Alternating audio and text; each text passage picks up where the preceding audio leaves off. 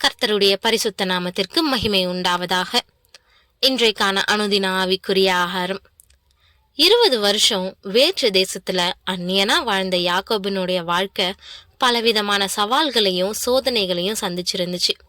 யாக்கோபு தன்னுடைய நிலைய குறிச்ச விளக்கத்தை உண்மையோடும் நேர்மையாவும் லாபான் கிட்ட எடுத்து சொல்றான். தான் நடந்துகிட்ட விதம், வேலை செஞ்ச விதம்னு எல்லாத்துலேயுமே யாக்கோபு தன்னுடைய பக்கத்து நியாயங்களை விரிவா லாபானுக்கு புரிய வைக்க முயற்சி செய்யறான். கடந்த 20 வருஷமா தன்னுடைய மாமாவின் முன்பதா மரியாதை குறைந்த நிலையில பேசினதாவோ இல்ல நடந்துகிட்டதாவோ எந்த காரியமும் யாக்கோபு கிட்ட காணப்படல. ஆனா முதல் முறையா தன்னுடைய சவால்களையும் தான் அனுபவிச்ச கொடுமைகளையும் பற்றி வாய் திறந்து பேசுறான். முதலா தனக்கு முன்பா வெடித்து பேசக்கூடிய யாக்கோபின் வார்த்தைகளும் உணர்ச்சிகளும் நிச்சயம் லாபானுக்கு ஆச்சரியத்தை கொடுத்திருக்கணும். யாக்கோபுக்காக நாகோரின் தேவன் தனிப்பட்ட விதத்துல வந்து அவன்கிட்ட நன்மையை தவிர எந்த தீமையும் பேசாதபடி எச்சரிக்கையா இருன்னு சொல்றதும் லாபானுக்கு ஆச்சரியத்தை கொடுத்திருக்கும். இது ரெண்டும் லாபானுக்குள்ள பெரிய தாக்கத்தை ஏற்படுத்தி இருக்கணும். ஆனா இங்க லாபானுடைய பதிலும் செயலும் அவன் எப்படியாப்பட்டவன்றத நமக்கு தெளிவா காட்டுது.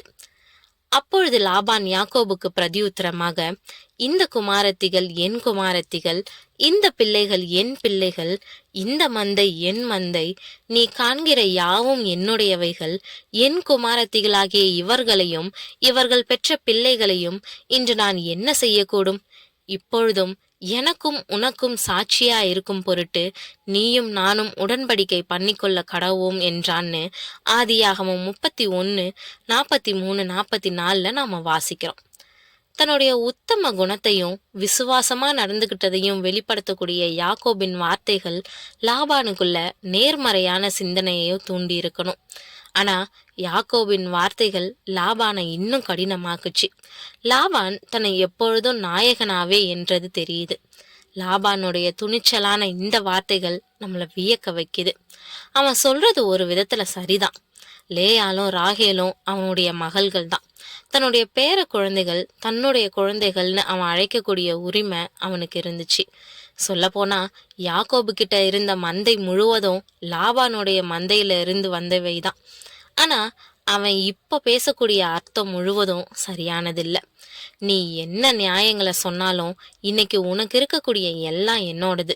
உன் மனைவிகள் என்னுடைய பிள்ளைங்க. நீ பெற்றிருக்கக்கூடிய எல்லா செல்வங்களும் என்னோடது.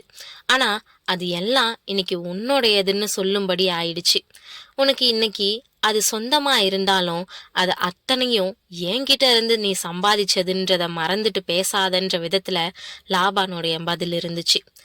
யாக்கோபினுடைய தியாகம், அவனுடைய 20 வருட உத்தம உழைப்பு லாபானுக்கு ஒரு பொருட்டாவே தோணல.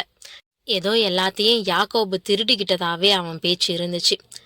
தன்னுடைய குடும்பத்துல ஒருத்தனா இருந்த யாக்கோபோட இப்போ உடன்படிக்கை செய்யணுன்ற எண்ணம் லாபானுக்கு வர்றது இன்னும் ஆச்சரியமா இருக்குது. எதுக்காக இந்த ஒப்பந்தம்? இந்த உடன்படிக்கையின் மூலம் சாதிக்கிறது ஒன்றும் இல்லை. ஆனா அவன் உடன்படிக்கை செய்யணும்னு சொல்றது மூலயமா அவனுடைய மனநிலையை நாம அறிஞ்சிக்க முடியும். உடன்படிக்கைன்றது 2 சமமான நபர்கள் ஒருத்தருக்கு ஒருத்தர் எதிராக நடந்து கொள்ளாம இருக்க செய்யப்படக்கூடிய ஒப்பந்தமாகும். ஒருத்தருக்கு ஒருத்தர் நட்பாகவும் சாதகமாகவும் நடந்து கொள்றதுக்கு செய்யப்படுறது தான் உடன்படிக்கை. பிரிவு இல்ல விரோதம் இருக்கக்கூடிய இடத்துலதான் உடன்படிக்கை செய்ய வேண்டியிருக்கும். தனக்காகவே எல்லாவற்றிலும் உண்மையா இருந்தவனை இப்போ ஆபத்தானவனா பாக்குறது நீதியானதில்லை. பாதுகாப்புக்கு அச்சுறுத்தலாக யாக்கோப வர்ணிக்கிறதும் நியாயம் இல்லை. ஆனா தான் எப்பொழுதும் சரி, மற்றவங்க சரியானவங்க இல்லைன்ற சுயநீதிக்காரர்களுடைய எண்ணத்தையே லாபானுடைய செயல் நமக்கு தெளிவா காட்டுது. தான் என்ன செய்யறன்னு உணராம யாக்கோப சரியில்லாதவனா நினைக்கக்கூடிய லாபான் எப்பொழுதும் ஆபத்தானவன் தான், சுயநலவாதி தான். பிரியமானவர்களே, மற்றவங்களுடைய உணர்வுகளை புரிஞ்சிக்க முடியாத நிலையில நாம இருக்கிறோமான்றத நாம ஆய்வு செய்யணும். மற்றவங்களுடைய நேர்மையான உழைப்பிற்கு தக்க பரிசை நாம கொடுக்கிறோமா? மற்றவங்களுடைய உத்தமத்துக்கு சரியான மதிப்பை கொடுக்கறவங்களா இருக்கிறோமான்றதையும் இன்னைக்கு நிதானிக்க அழைக்கப்படுறோம். யாரையும் புரிஞ்சு கொள்ளவோ மதிக்கவோ முடியாதபடி சுயநீதிக்காரராகவும் சுயநலவாதியாகவும் வாழ்றது நிச்சயம் தேவனுடைய பார்வையில அருவருப்பானதுதான். நாம தான் சரி, மற்றவங்க சரியில்லாதவங்கன்ற எண்ணம் நமக்கு இருக்கும்னா நாம மற்றவங்களோட எப்பொழுதும் இணைஞ்சிருக்க முடியாது. மற்றவங்கள பயன்படுத்தி கொள்றவங்களா இருப்போம். ஆனா மற்றவங்களுக்காக பயன்படவே மாட்டோம். இது சமுதாயத்துல மிகப்பெரிய பாதிப்பை ஏற்படுத்தும். நம்மளுடைய குடும்பத்துல நல்ல உறவை கட்டி எழுப்பாது. இன்னைக்கு அநேகர் இப்படிதான் தங்களுடைய வாழ்க்கையில இருக்கிறாங்க.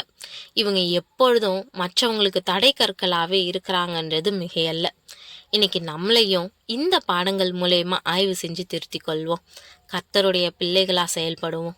தேவன் தாமே கிருபையும் தயையும் செய்வாராக. ஆமேன்.